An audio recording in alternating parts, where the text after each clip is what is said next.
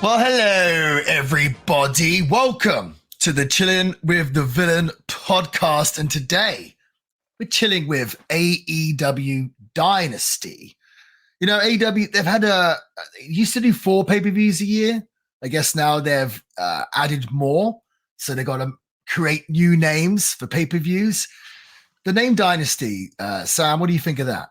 I was going to say, I don't know what it means. I know what the word means, but I don't know what it means in the context of this pay-per-view, right? Like, who is the dynasty? Is it supposed to be the Bucks? Like, well, they're brothers, right? Maybe. I mean, they have a pay-per-view called Full Gear.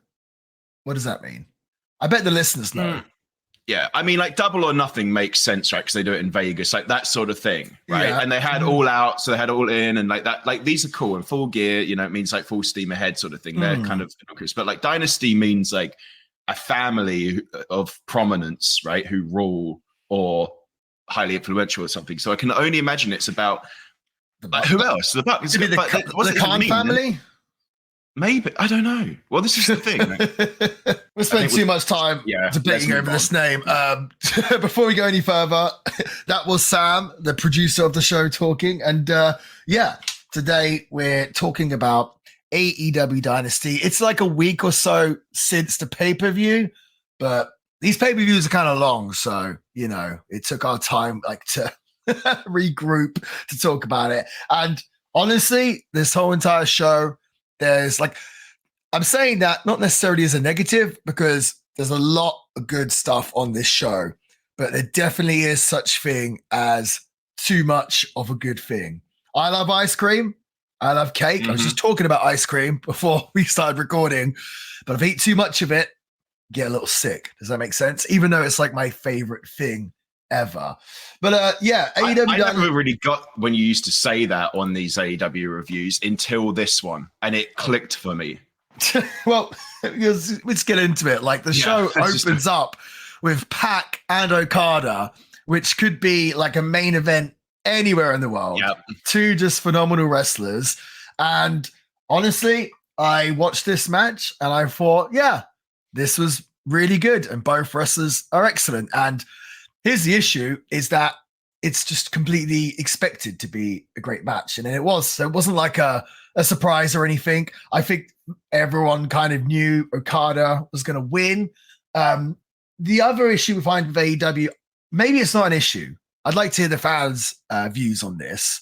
Obviously, here at Chilling with the Villain, the classic wrestling review podcast, we're traditionalists and we like to see heels and faces.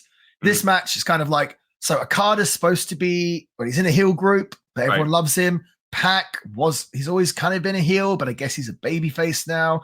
So it's kind of hard to work out who the heel and the face, were. But yeah, both these guys just true professionals and their technique is just on for everything.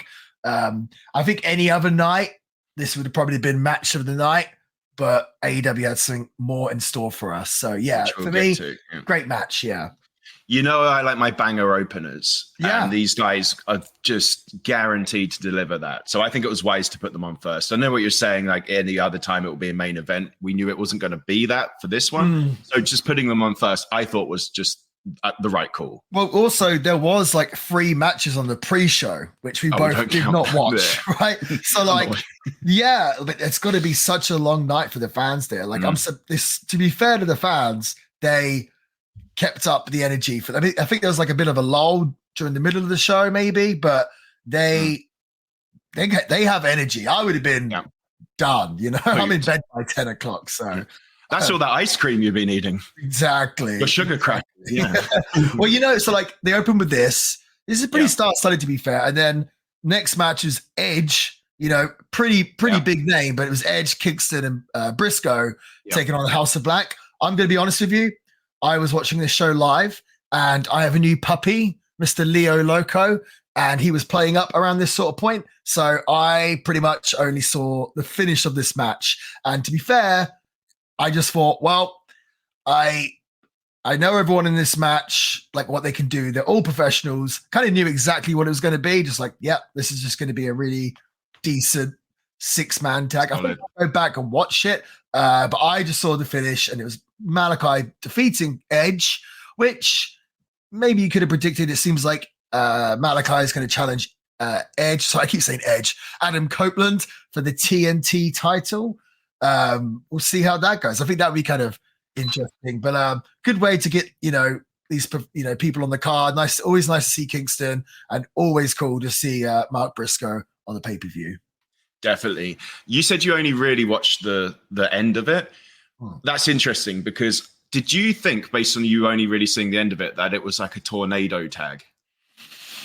No, because I literally just saw like the pin or whatnot. Was it like that? No well, tags? The thing is, they started as like a tag match with people on the outside and tagging in, and they ended with everybody in the ring. So I didn't even know what the rules were. But despite that, which is, to be fair, a black mark against it, because I'm a stickler for the rules, it was still another good match. So for two, like you said, what else was it going to be with those people? Yeah, and that is a bit of an issue in wrestling in this day and age, where the whole tags thing, and I feel like everyone's guilty for it, and I'm sure when I do tag matches, guilty for it as well, but I'll always try and keep it sort of as strict as I can. It's like, if you enforce the rules, there's just so many more stories you can tell. When you throw them out, it's kind of like you limit yourself, and then like everything starts looking a bit the same, if that makes sense. And it's funny because now I wrestle Mexico all the time, and lucha rules, there's no tags or anything. So I feel like that's had such a heavy influence on American wrestling now. But yeah, I'm also a stickler for tags. Honest though, because it's always been like that. I think that's my problem. So like, that's fine. It's this kind of wishy-washy middle ground now That's absolutely in American wrestling. Yeah. Well, speaking of the House of Black, Julia Hart was then defeated by Willow Nightingale.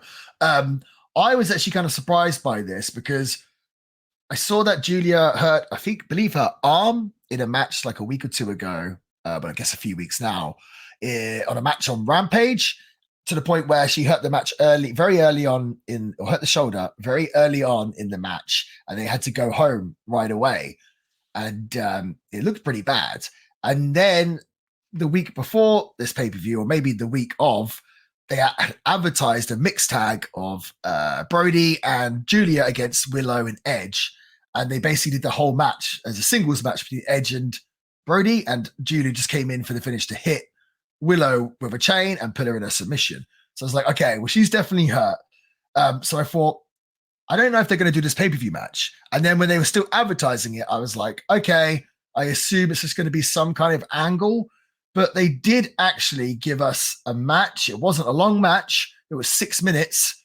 But if she's hurt and injured, like, that's a lot, 6 minutes. You know what I mean? So I actually think having a shorter match on the show actually helped a lot with the pace. Do you know what I mean? Like, another 20-minute match here might have like really hurt the crowd. But it seemed like the people were pretty into this. And I think most people were expecting Willow to win, because they've kind of been building up Willow versus Mercedes Moné.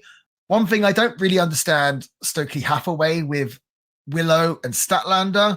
It feels like inevitably when he turns, it will kind of make them look silly. But I'm guessing they're going to have him and Statlander turn on Willow. Can't really see Willow being a heel. And I will say, like, I'm a pretty big fan of Willow Nightingale. I think it's not quite the finished product yet. I don't think she's been wrestling that long. She still needs some more experience, but I think she's got really good fire and good personality, and fundamentals are there. I could see her becoming a really big star. So is she new? And here's my first criticism of the night. Didn't take us very long. I actually thought this was too short. I know I complain when they're too long. I actually thought this was too short, because I'm someone who doesn't watch the show. I just watch the pay-per-views. And I feel like if you're just someone who watches the WWE pay-per-views, you still have the opportunity to understand who everyone is and what they can do. Mainly talk about the women here. This was like a 5 minutes match where I don't know who this person is. And it just wasn't enough for me to be able to kind of formulate an opinion on what she can do or what I think about her. Right. And then obviously the part at the end when Mercedes Moné comes out, it basically just sets up Willow versus Moné at Double or Nout.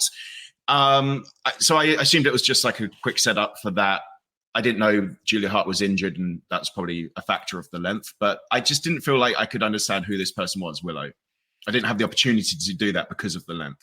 Yeah, it makes you wonder if Julia was hurt, if maybe they should have just vacated the title and just said that Willow versus Sasha, or sorry, Mercedes at Double or Nothing for the vacated title. But obviously, they felt like they had to do this match because they advertised it. And I guess they wanted Willow to have a run as a champ. I assume inevitably to lose it to Mercedes. I feel like now, though, people aren't going to like that. I don't think. I think they're going to turn on Mercedes if they have not already, because I don't think the fans want to see Willow as a transitional champion.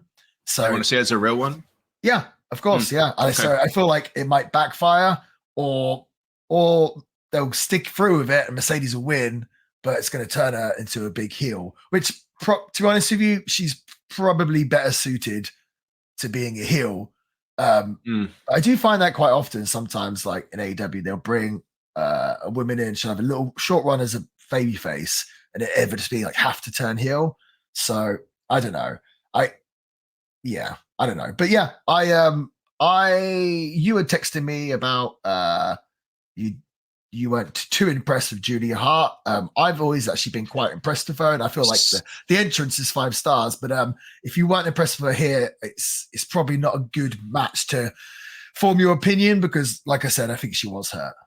Okay, fair enough. Actually, her character isn't what I was debating. I think it's kind of, she's cool. She's got a cool look. And like you said, her entrance and everything. I just felt like in her little VT beforehand, she kind of just lacked any like fire in her like voiceover. It just seemed a little flat to me. So that's where my criticism was from. I've actually seen her wrestle before. I could see that. That. The next match is for the international championship. Oh, is that what they call it? Okay, so we both got it wrong. Yeah, we did. It's Roderick Strong defeated Kyle O'Reilly. You know what's funny about this? Watching this match, during it, I was like, man, this is such a good wrestling match, and both these guys are just such professionals. And I thought it was really, really good. But I felt like the finish kind of came out of nowhere and felt kind of flat. Did you feel that? I felt that. I've actually got that in my notes. It's like, how would you describe this match? It was very technical, or you could call it like a real match if you wanted to be like that, a real wrestling match, and then just kind of fizzled. What I worry about it is they just brought Kyle O'Reilly back after being away for like a year and a half. He's come back. This is his first pay-per-view match, and return, and now he's lost. It's like, okay, is that just him kind of done now? And the whole match, it felt like, Roderick was on top of Kyle the whole match, and Kyle would kind of fight back from underneath, and then Strong would kind of put him down, keep putting him down, kind of out wrestling him almost, but would shut him off. Sorry is the word I was looking for. And he kept doing that. And I thought, I'm assuming this is going to lead to like a massive Kyle O'Reilly comeback and everything else. And I figured Roderick Strong probably would win, but I just don't understand. They had Wardlow do some kind of came in the ring, and it did not lead to the finish. I don't understand that. Like, because it felt like Strong pretty much defeated Kyle just like clean. And that to me seems like you got to protect Kyle. You just brought him back, It's like you already had Wardlow come in the ring and he didn't do anything. It's like, just have Wardlow cost Kyle the match. I did not understand that personally. And so but it was annoying because the whole match I was like, this is really great. And then for me, just the finish felt a little flat. After that, Adam Cole comes into the ring, and this is going to be my conspiracy and video game talk for the episode quota out of the way all in one go. So Adam Cole gets wheeled out to the ring and then gets up. He can stand, right? Yeah. Adam Cole is a gamer in real life, right? There was a Twitch streamer who famously, like, he pretended he was disabled for like donations, and called Zillion OP, I think. And you've told me about this before. On, and then he gets up out of his wheelchair and walks away. Do you think Adam knew, like, he must 100% know that? And I wondered if he kind of took that. Probably. OP. He could have done, right? I should ask him. Yeah, ask him. Possibly. I don't know. I mean, I assume he knows about that story. 100% he will. If this guy's a famous streamer, Adam will know him for sure. Exactly. I think think he took that. Yeah. Funny how you can find inspiration in like these, like in anything really. Totally. And that match is kind of a long match, like 17 minutes, 20 seconds. Pretty much every single match other than that women's match was like over 15 minutes. Yeah. So, and do you know what's really funny is the next match with Chris Jericho and Hook was basically the exact same duration. Really? In length, right? Yes, as the Roderick Strong and Kyle O'Reilly match. But did one feel like it really dragged to you compared to the other? That's the question, right? And you can tell what I think about this next match by me saying that. They were both like 17 minutes 20, I think you said. But I just felt like this one dragged so much compared to the Kyle O'Reilly match before. Yeah. At least somebody got tabled, I suppose. I thought you'd love it. Yeah, exactly. I think this match, at this point, I kind of zoned out a little bit. And that's not because, obviously I think both guys, I think Hook is very talented. Obviously Jericho's a legend. But yeah, I'm not into the hardcore stuff. So I kind of zoned out for this. So it seemed like the crowd were turning on Jericho pretty big. I feel like he's just smart though. He'll find a way to turn this around and make it work for him. It does seem like, there are a lot of AEW wrestlers. Sometimes every now and then you've got to go, they call it like go away and learn a new hold. Do you know what I mean? Like, how can I miss you if you won't go away?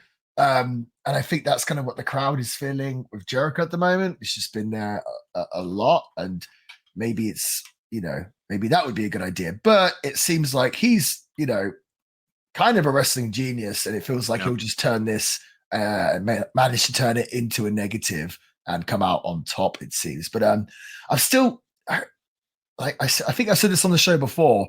When I first saw Hook, I thought, damn, this guy's got so much potential. And sort of fast forward 3 years, I feel like he doesn't really seem to, he's still at that kind of similar level. I would have liked to have seen more growth. Do you know what I mean? I mean, look at The Rock from 96 to 99, just transformed. Completely different person. I know that we can't all be like that, but I don't know. I feel like we're still waiting for him to kind of have that breakout moment or breakout match or breakout promo. What do you think? Yeah, it was not today. I'll say that. Another comparison, another similarity to this in the last match, you talked about a fizzle of an ending. There was a very strange sort of cadence to the end of this match where Chris Jericho gets his bat. It's like, don't make me do this, to Hook, hits him over the head with the bat, and then just pauses, then pins after the pause, and then just Taz gets up and walks around the ring looking frustrated. Not concerned, just frustrated. I was like, what the hell is going on here? Yeah, I don't know. Maybe there's more to come with this all, maybe. I don't know. It was just didn't read very well. It's a very underwhelming finish, but apart from that, it wasn't too bad. Wasn't he hit him in the face with a baseball bat? Like, underwhelming finish. Yeah. Well, no, but then he's his son, right? If your son gets hit over the head with a baseball bat, you wouldn't just look disappointed in your son for getting hit. Go to the ring. It's just like puts his elbows on the ring mat and is like, oh. You do more than that, You'd at least chew the guy out. But it's not like his son missed a penalty at like a sports game or something. That's how he was acting. Well, tough love from Father Taz. From his dad. Yeah. The next match, Tony Storm defeated Thunder Rosa.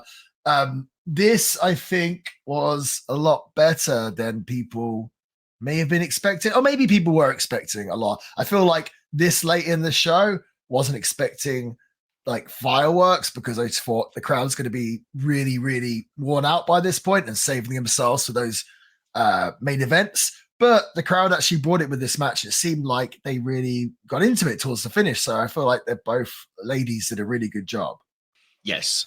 My first thought though was, well, two things. Remember how last week you made the claim that you popularized the masks for an entrance? Mm-hmm. I saw that. So Thunder Rosa comes in with a mask, and then she takes off her mask because she's not wearing her traditional face paint, and she loses to Tony Storm. So I'm sure that's where her power is in her face paint, right? Without it, she loses. And Tony Storm, back in school days when we did PE, And if you forgot your PE kit, if a kid forgot his PE kit, they had to do it in their underwear.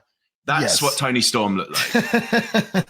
Forgot her wrestling. I can't even remember what she was wearing, actually. I guess that's my point, right? That's funny. Yeah, but it seemed... It wasn't that, it seemed like the crowd were into it, right? Yeah, I think so. I wanted to take a minute to talk about our newest sponsor, madcatbeardcare.com. Myself, I have a beard. Sam, you have a beard. Beards are very popular now, but you've got to take care of your beard. You got to get yourself over to madcatbeardcare.com. I'm looking at the oils and the balms on there. First of all, they're all designed by different pro wrestlers and marketed as different pro wrestlers. So there's a bunch of guys involved with this, like Matt Cardona, Brian Myers, Delirious, Jay Lethal, a whole collection of awesome wrestlers that have their own product on madcatbeardcare.com. Not only that, but a portion of the profits go to cat rescues around the country. So I think that's already exciting. But the beard oils and the balms both are made from organic argan oil, jojoba, and vitamin E, which when combined helps to soften, strengthen, and vitalize and stimulate circulation in the face, nourishing and strengthening the hair follicles to assist growth. Now, this is what you need if you've got a patchy beard. You need to get yourself to madcatbeardcare.com. The balms also include the same oil and mixture as the oils, but he adds the shea butter, which helps alleviate itch and irritation to your face, while also helping control pesky stray hairs by allowing you to style them into place. He uses local organic beeswax that helps to get more of a hold to your style. So you got to look after your skin underneath your beard just like you do your scalp. Like, these aren't things that you can neglect. And that's why we've teamed up with madcatbeardcare.com. And right now, just for listening to the show, you can get yourself a whopping 15% off products at madcatbeardcare.com by using the code VILLAIN. That's 15% for the promo code VILLAIN. That's VILLAIN. Pick yourself up the Villain's Curse, my own beard oil, my own beard balm. That's exactly what I use every day on my face to make my famous beard look beautiful. You can do the same thing too. So last time I'm going to say it, get yourself over now to madcatbeardcare.com. Promo VILLAIN. Next match. This is what everyone wants. Yeah. Technically the 10th match on the show. Wow. So again, you'd expect people to be worn out because there's been a lot of long matches, you know. The match everyone's been talking about and creaming over, Ospreay defeating Bryan Danielson. Yeah. 32 seconds and sorry, not 32 seconds. That would be a squash. That'd be like Bryan Danielson versus Sheamus. 32 minutes and 40 seconds. This, you know what's funny about this? So, if I had to give an overall critique to the show, it kind of felt like a lot of people did the same thing. A lot of people told the same story. Like a lot of it, like there's so many different stories you can tell in a wrestling match, but it felt like pay-per-view it reminds me of PWG. It's like every match is like an epic battle, loads of near falls, strike exchange. Do you know what I mean? Like every match is like a like WrestleMania main event, it seems. So they all kind of do the same matches. But with that being said, Will Ospreay and Bryan Danielson they're doing it the same stuff as everyone else, but they do it just so much better, so much quicker. They execute everything so much better. And honestly, like, you know, I've been fortunate enough to wrestle both these guys, and it seemed like Ospreay just has his routine down and flawless, like to a T, and so does Bryan Danielson. And it just felt like they brought their routines together and kind of meshed them to the point where, like, people were just like, this is the greatest thing ever. And it was just, you're watching it being like, yeah, these guys just absolutely know what they're doing. They've got the crowd in the palm of their hands. For them, they make it look easy. And for them, I think it is easy. And just really, really great match. Again, the same thing with the Pac and Okada match. It's kind of like just the heels and faces stuff is just thrown out the window because Will is obviously like a massive baby face, but he's part of the heel faction, Don Callis family. And then Danielson, He's part of the Blackpool Combat Club, who I think are supposed to be heels, but everyone loves Brian and respects But it's Brian. Bryan Danielson, yeah. So it's kind of like, I don't know, like not a lot of heel versus face matches on this show as a whole. Like if I'm looking right now at the matches that have like a clear heel and a clear face, legit, the only, like, even Swerve and Joe, which we'll get to shortly, like Joe's a heel, but everyone loves Joe.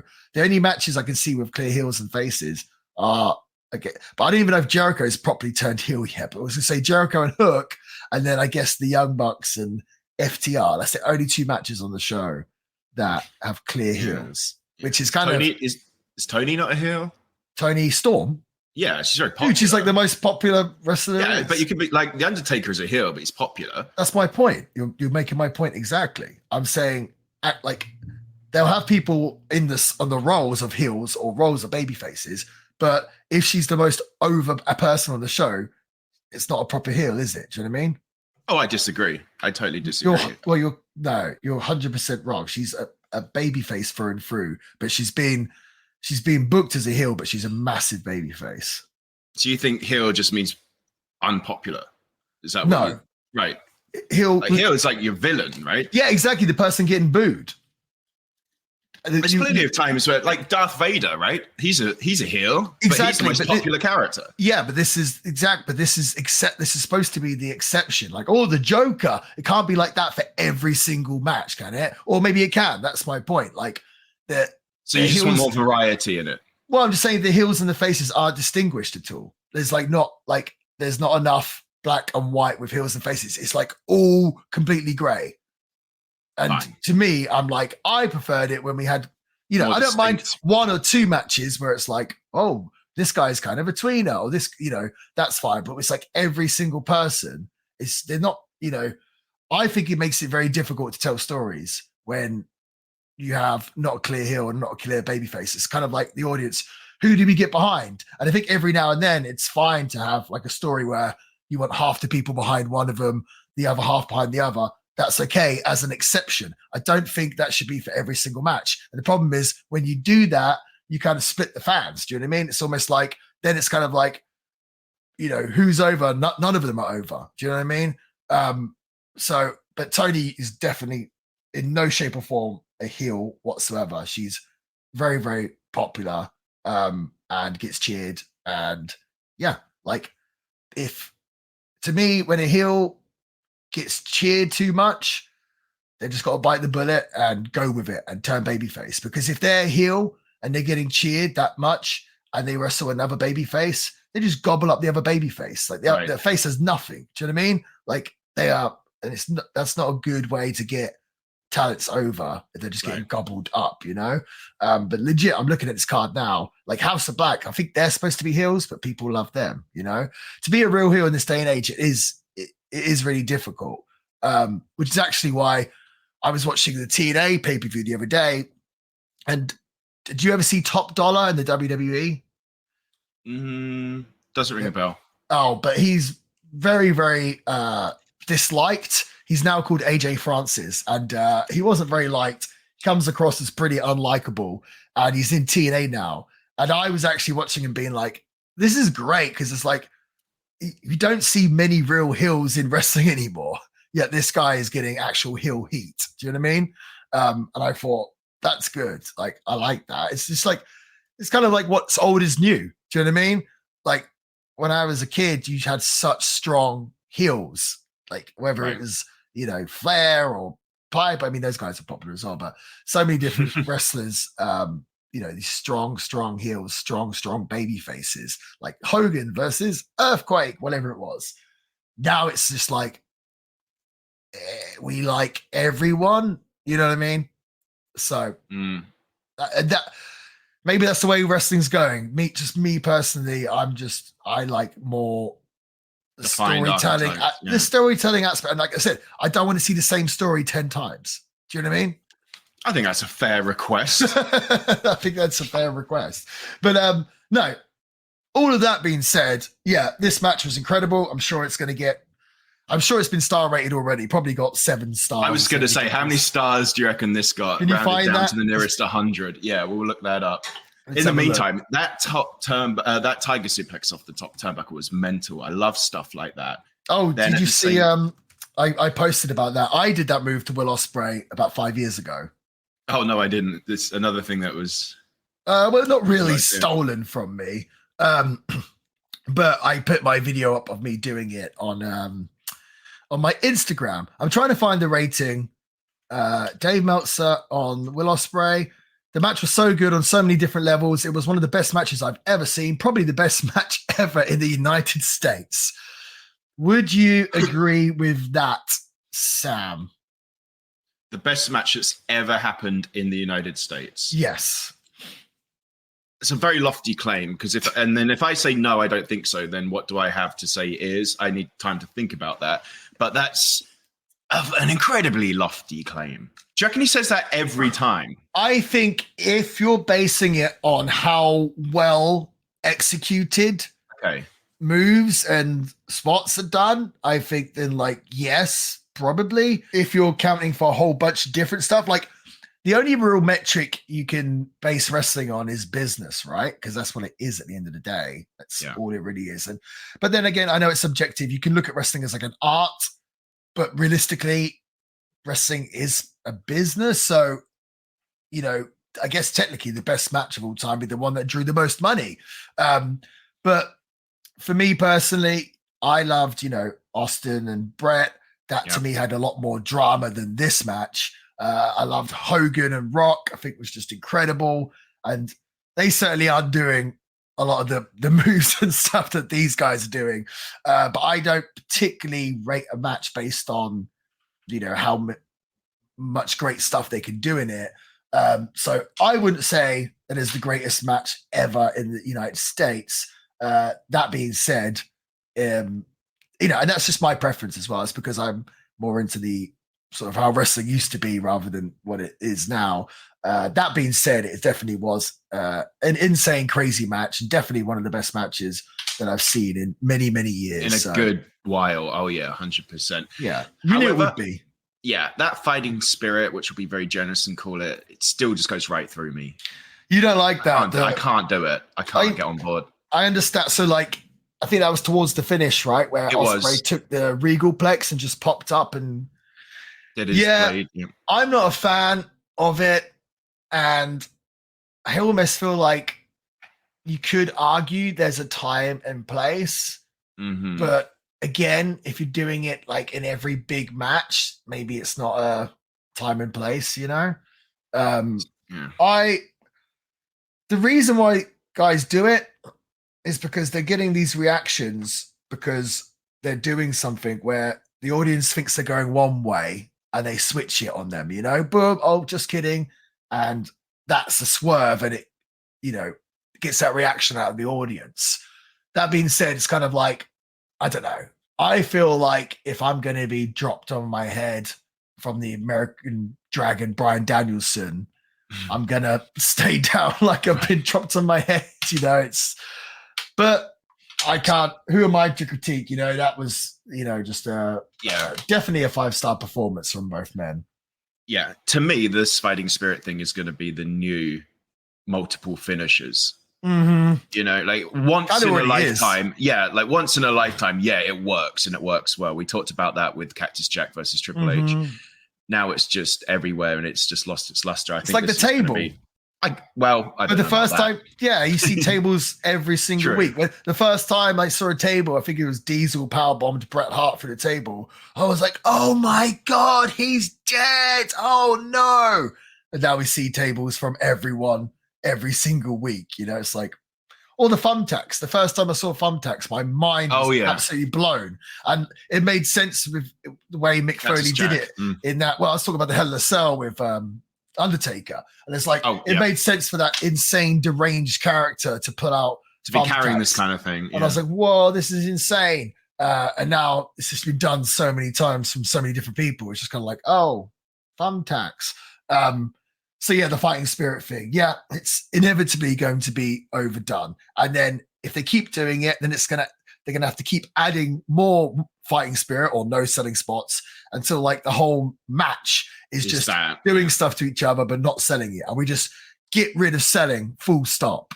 Like selling will be extinct. Then it's kind of almost like, what are we doing? Yeah. What is wrestling? Yeah. What is wrestling after that? It just becomes a video game. It just becomes like a dance routine. Like, like wouldn't that be funny? Like wrestling just evolves into like an actual just dancing performance. Yeah.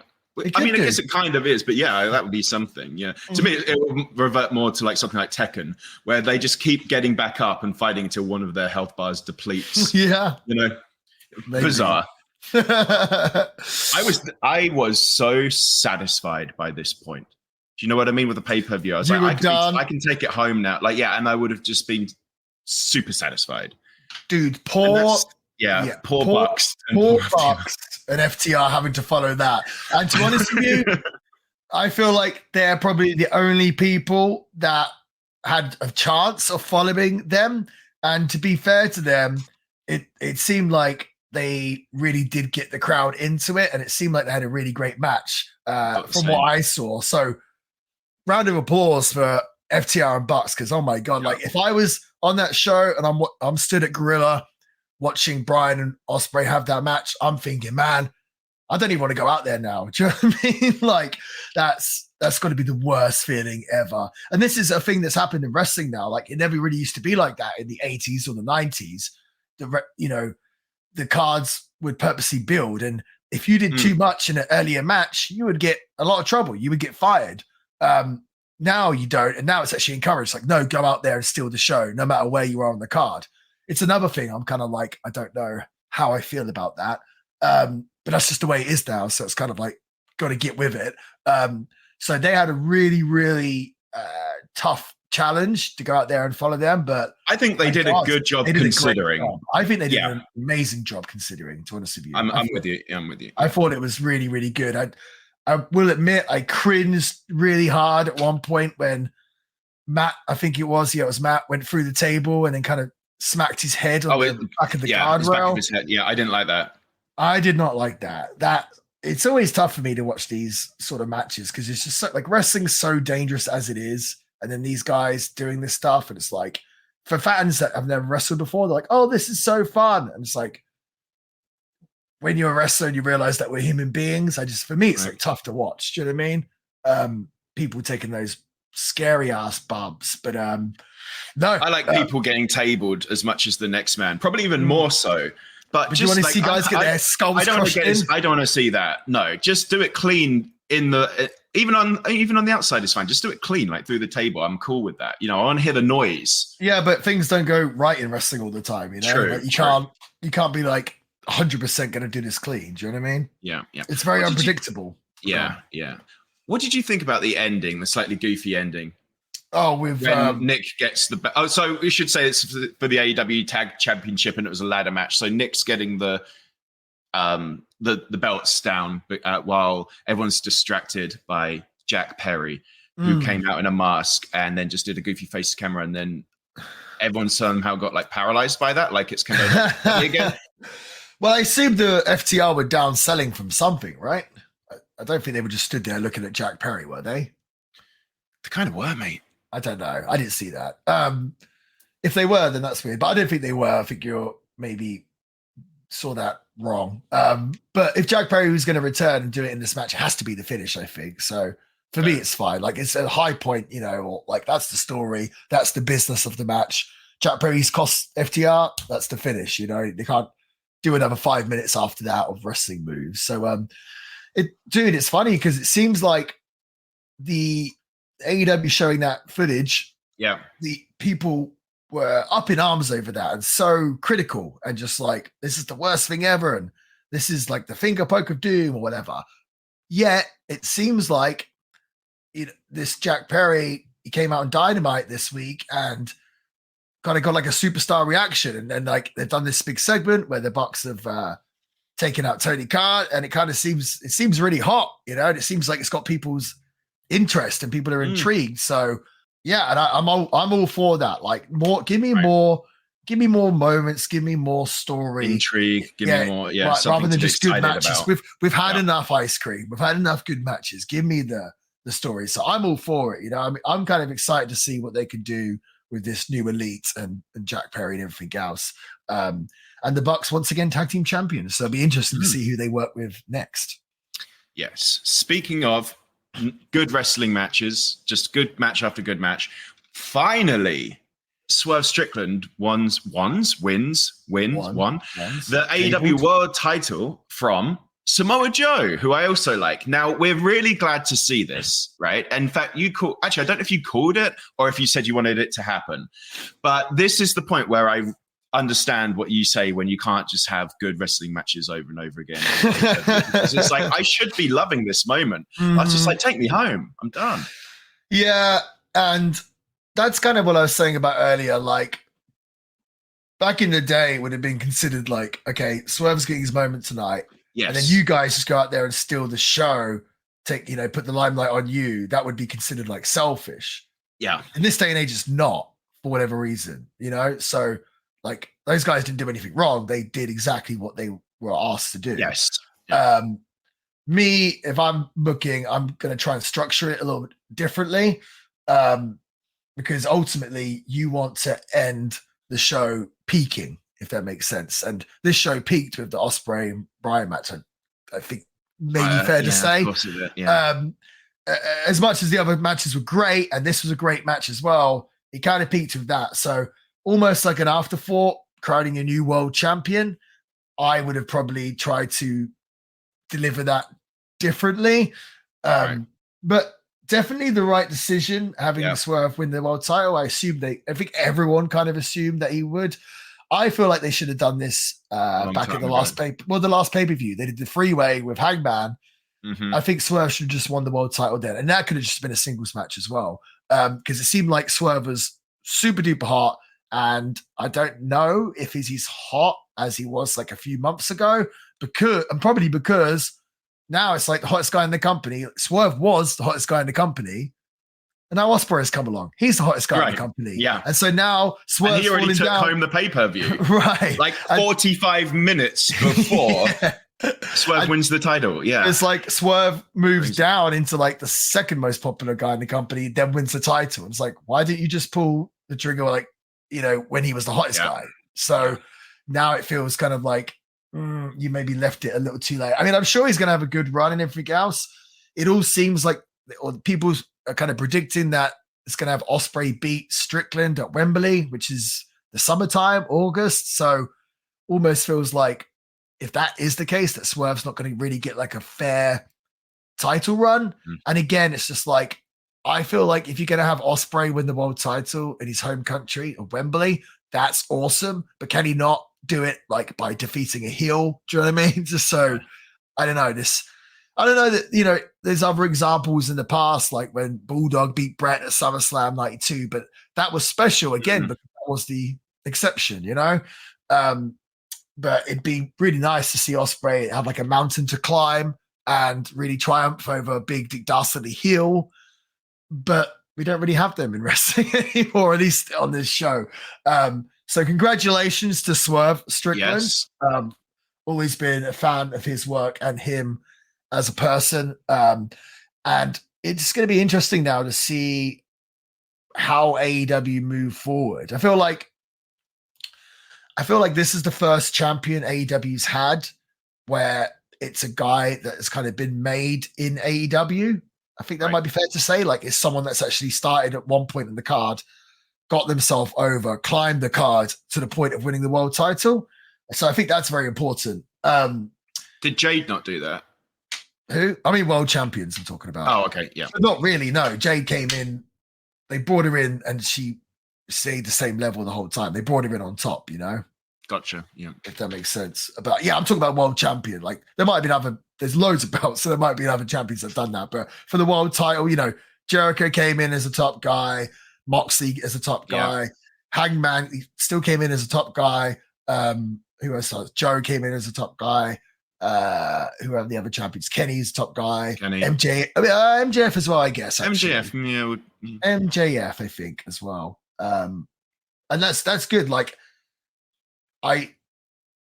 you just hope that, because they can bring in so many stars and then keep bringing in big stars, but it's like guys, like you do have 5 hours of TV a week to make your own stars. Do you know what I mean? Like and I'm not saying they haven't, but I'm saying like that should be the focus, like creating your own stars, and they've done it with Swerve. They did it with MJF. It's like, let's just keep building on that, and you could argue they'll do that with Ospreay as well. So I feel like they have, considering everyone was saying like, oh, this company's doomed and whatnot, it seems like they have some positive energy coming out of this pay-per-view, and it seems like the wrestling fans all really seem to enjoy their pay-per-views. I enjoy their pay-per-views, man. Yeah. And I'm not an AEW fan. I don't tune in on the show every week. I do think they do a really good job with these pay-per-views. At the same time, I actually find these AEW pay-per-views harder to rate than WWE ones, because like I'm looking at this, I'm thinking like this is a good 3 out of 5. But if you take the aggregate of like each match, it's over 3 out of 5. So it's something to do with the structure and everything else. They're really hard to pin down, like what I feel like, because I enjoyed every match. The Chris Jericho one was like so, and maybe the Julia Hart one, was a little short to see what it could do. But like generally speaking, it was really solid from start to finish. Really solid. The Pac and Okada opener, Swerve Strickland winning at the end, like 2 great bookends. The best match of the last couple of years in the middle. Yeah. But I still just feel like 3, which is a good score. But like it's more like an expedition of matches. It's not like we watch these classic pay-per-views and there's like between every match there's like some kind of thread or narrative story. Thread. Yeah, and there's different things going on. There's a lot more variety. This is just like kind of like a collection of great wrestling matches. For me, I think 3 out of 5 is fair. We're probably going to get crucified. People are like, it's 100% five stars, but different tastes for different people, I guess. Like I said, I can only see so much of good wrestling, and I see so much wrestling all the freaking time. So to me, it's kind of like, okay, I want to be my brain stimulated, I want to be taken a different direction or taken off guard or whatever it might be. That's just my opinion. But yeah, I'd say a 3 stars was cool. And I think match of the night, other than the Ospreay and Bryan, it's actually difficult. It's still difficult because I thought the opener was awesome, and I thought the Bucks ladder match was awesome, and I really liked Strong and Kyle until the finish. So, but I think the opener was just awesome as well. So, would you recommend this show, Samuel, to people? Yeah, I would. If they've got a spare 5 hours. If you, yeah, exactly. Yeah. And if you just like good wrestling, we always say this with the AEW ones, if that's just what you're looking for, then add a star, Absolutely. But for me, 3 is where it is at. Well, there we go, Sam. That was AEW Dynasty. We hope you enjoyed that review. And next week, we have something very exciting coming to the show. It's been a while, Sam, since we had an interview on the show, hasn't it? It's been a lot of you and me. A lot of you and me, and the people are sick of us both. So next week, we will be joined by none other than former WWE superstar Kalisto. I say Kalisto, you say Kalisto. Kalisto. We probably should ask him. Now Samurai Del Sol. I think I got that part right. And next week we've got the interview with him, and he's gonna open up about a lot of stuff. And I think that you people are gonna really, really enjoy this deep dive into Kalisto's life and his thoughts and what he's thinking and feeling. So I think it's going to be a really, really fun episode next week. But yeah, if you enjoyed today's episode, please follow us on the social medias at The Villain Pod. We're on the Instagram, TikTok, and YouTube. And also, if you want a shout out on the show, please go leave us a 5-star review and write something nice. We'll read it out on the show. That really, really helps out with the algorithm. But yeah, I think that's it. Yep. Pretty good review of a pretty good pay-per-view this week.